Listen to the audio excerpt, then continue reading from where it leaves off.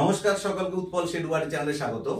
আমরা শিখছি transformation of sentence, মানে বাক্যের রূপান্তর। বাক্যের এক অবস্থা থেকে অন্য অবস্থায় পরিবর্তন, কিন্তু অর্থের কোনো রকম পরিবর্তন না করে।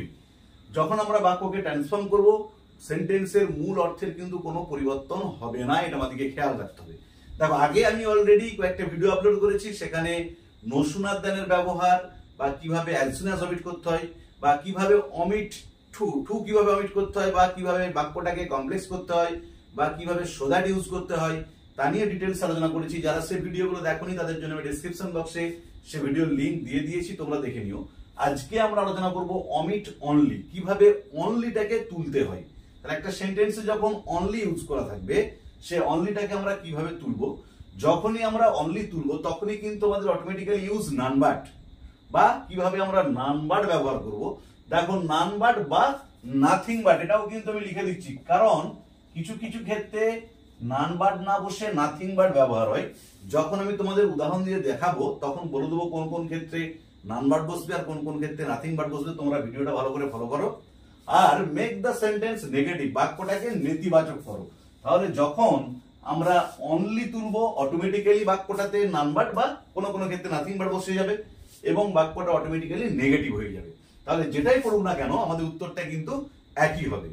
দেখো, আমি তোমাদের উদাহরণ দিয়ে দেখাচ্ছি। ধরো, প্রথমে বললো only the graduates are eligible for the post. এই বাক্যটা দিল যে only the graduates are eligible, কেবলমাত্র যারা গ্র্যাজুয়েট তারাই যোগ্য ফর দা পোস্ট, এই পদটার জন্য। যে কোনো একটা হয়তো চাকরির অ্যাডভার্টাইজমেন্ট দিয়েছে, সেখানে লেখা আছে only the graduates are eligible for the post, দিয়ে আমাদেরকে বললো অনলিটাকে অমিট করো, অনলিটাকে তুলো। তাহলে নিয়ম হচ্ছে, যখন অনলি থাকবে এবং কি বোঝাবে, একটা হিউম্যান বিইং কে বোঝাবে, অনলিটা ইন্ডিকেট করবে কোনো হিউম্যান বিইং কে, মানুষকে, সেক্ষেত্রে নিয়ম হচ্ছে অনলির পরিবর্তে আমরা নান বাট ইউজ করব। ভালো করে মনে রাখতে হবে। তাহলে যখন অনলি থাকবে এবং অনলিটা ইন্ডিকেট করবে কোনো হিউম্যান বিইং কে, দেখো এখানে ইন্ডিকেট কাকে করছে, অনলি দা গ্র্যাজুয়েটস, কেবলমাত্র যারা স্নাতক। স্নাতক কারা হয়? নিশ্চয়ই মানুষ হয়, অন্য কোনো পশু পাখি প্রাণী হতে পারে না স্নাতক। তাই এখানে অনলিটা ইন্ডিকেট করছে কাকে, গ্র্যাজুয়েটসদের, মানে মানুষদেরই, যেসব ছেলে মেয়ে স্নাতক হয়েছে তাদের। সেই জন্য আমরা কি ইউজ করব, অনলিটা তুলে নান বাট। দেখো, নান মানে কি, নো প্লাস ওয়ান, এই দুটো ওয়ার্ড একসঙ্গে হয়েছে নান। অনলির জায়গায় আমরা ইউজ করব নান বাট, আর বাকি সেন্টেন্সটা যেমন আছে অপরিবর্তিত থেকে যাবে। তাহলে উত্তরটা হবে none but the graduates are eligible for the post. দেখো, আরেকটা উদাহরণ দিচ্ছি, only she could do this। ধরো এই বাক্যটা দিল, কেবলমাত্র সেই এটা করতে পারত। তাহলে এখানেতে দেখো অনলিটা কাকে রেফার করছে, ইন্ডিকেট করছে she, মানে একজন মহিলাকে। তাহলে এখানে একজন মহিলাকে যেহেতু ইন্ডিকেট করছে, তাই আমরা যখন অনলিটাকে অমিট করব কি ব্যবহার করব, অনলির জায়গায় আমরা লিখব নান বাট she। কারণটা হলো অনলিটা she একজন মহিলাকে ইন্ডিকেট করছে, তাহলে none but she could do this। তাহলে উত্তরটা হলো সে ছাড়া আর কেউ এটা করতে পারে না। তাহলে তার মানেই হচ্ছে কেবলমাত্র সে এটা করতে পারত। তাহলে সে ছাড়া আর কেউ করতে পারতো না মানেই হলো কেবলমাত্র সেই এটা করতে পারত। দেখো, আরেকটা উদাহরণ দিচ্ছি, only the students can attend the show। তাহলে কি বললাম, only the students can attend the show, কেবলমাত্র ছাত্র ছাত্রীরাই পারে এই প্রদর্শনীটা উপস্থিত থাকতে, অ্যাটেন্ড করতে।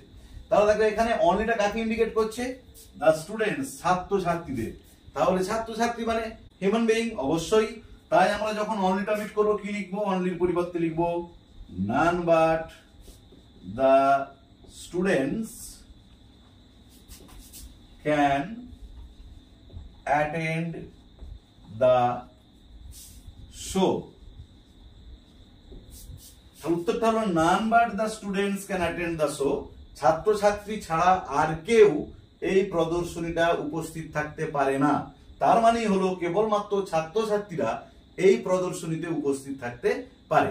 তাহলে অনলিটা উঠে গিয়ে নান বাট কখন বসবে? যখন অনলিটা ইন্ডিকেট করবে কোনো হিউম্যান বিইংকে, তখন আমরা অনলির পরিবর্তে নান বাটটাকে ইউজ করব। এরপর আমরা দেখে নেবো নাথিং বাট কখন আমরা ইউজ করব অনলির পরিবর্তে। দেখো তাহলে অনলির জায়গায় নাথিং বাট কখন বসবে না, নাথিং শব্দটা কোথা থেকে এসছে? নো প্লাস থিং, এই দুটো ওয়ার্ড যুক্ত হয়ে হয়েছে না নাথিং। তাহলে যখন অনলিটা কোনো বস্তুকে মানে ইনঅ্যানিমেট অবজেক্টকে বোঝাবে, প্রাণহীন পদার্থকে বোঝাবে, সেক্ষেত্রে আমরা অনলি তুলে নাথিং বাট ইউজ করব। যেমন ধরো বললাম only diamond is used to cut the glass। কি বললাম দেখো বাক্যটা, অনলি ডায়মন্ড ইজ ইউজড, কেবলমাত্র হীরা ব্যবহৃত হয় টু কাট দা গ্লাস, কাঁচ কাটতে। তাহলে দেখো এখানে অনলিটা কাকে ইন্ডিকেট করছে? এখানে অনলিটা ইন্ডিকেট করছে ডায়মন্ডকে, হীরাকে।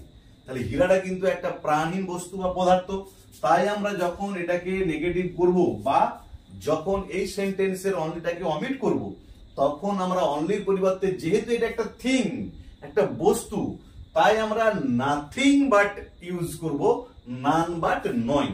তাহলে উত্তরটা হবে nothing but diamond is used to cut the glass। উত্তরটা হলো দেখো nothing but diamond is use to cut the glass, যে ডায়মন্ড ছাড়া, হীরা ছাড়া অন্য কোনো কিছু ব্যবহার হয় না কাজ কাটতে। তার মানে কেবলমাত্র হীরাই কাজ কাটতে ব্যবহৃত হয়। দেখো আরেকটা উদাহরণ দিচ্ছি, only afforestation can save the earth from global warming। দেখো কি বললাম, অনলি অ্যাফরেস্টেশন, কেবলমাত্র বৃক্ষরোপণ। ডিফরেস্টেশন মানে হচ্ছে বৃক্ষছেদন, আর অ্যাফরেস্টেশন মানে হচ্ছে বৃক্ষরোপণ। ক্যান সেভ দ্য আর্থ, রক্ষা করতে পারে পৃথিবীটাকে, ফ্রম গ্লোবাল ওয়ার্মিং, বিশ্ব উষ্ণায়ন থেকে। তাহলে দেখো এখানে অনলিটা কি ইন্ডিকেট করছে, কাকে না? অ্যাফরেস্টেশনকে, বৃক্ষরোপণকে। তাহলে বৃক্ষরোপণটা কিন্তু কোনো অ্যানিমেট নয়, কোনো মানুষকে বোঝাচ্ছে না, তাই আমরা এখানেতে অনলিটা উঠে যে কি ব্যবহার করব? Nothing but. তাহলে nothing but afforestation can save the earth from global warming। উত্তরটা হলো nothing but afforestation can save the earth from global warming, যে বৃক্ষরোপণ ছাড়া অন্য কোনো কিছুই পৃথিবীকে বিশ্ব উষ্ণায়নের হাত থেকে রক্ষা করতে পারবে না। তার মানেই হলো কেবলমাত্র বৃক্ষরোপণই পৃথিবীকে বিশ্ব উষ্ণায়নের হাত থেকে রক্ষা করতে পারে।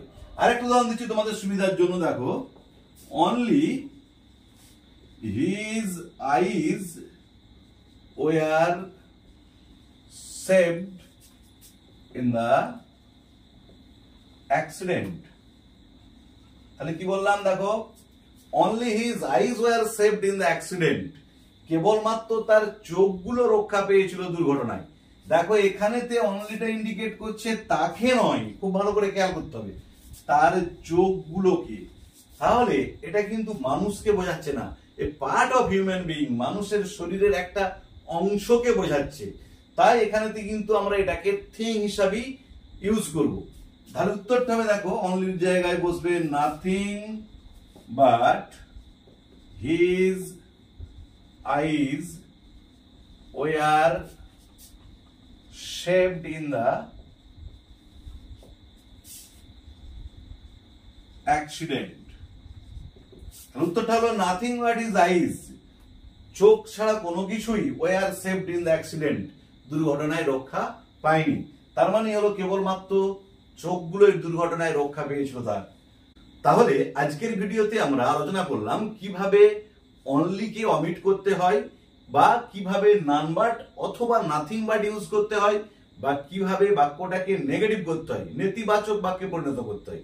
ভিডিওটা ভালো লেগে থাকলে অবশ্যই লাইক করবে, কমেন্ট করবে এবং বন্ধুদের মধ্যে শেয়ার করবে। আর আমি অলরেডি ট্রান্সফরমেশন অফ সেন্টেন্সের উপর ভিডিও আপলোড করেছি, সেখানে অ্যাজ সুন অ্যাজ কিভাবে অমিট করে নোসুনার ইউজ করতে হয় বা হার্ডলি ইউজ করতে হয়, কিভাবে ঠুকে অমিট করতে হয় তা নিয়ে ভিডিও আপলোড করেছি। সেই ভিডিওর লিংক আমি ডেসক্রিপশন বক্সে দিয়ে দিয়েছি, তোমরা অবশ্যই দেখে নিও। ভালো থেকো, ধন্যবাদ, দেখা হবে পরের ভিডিওতে।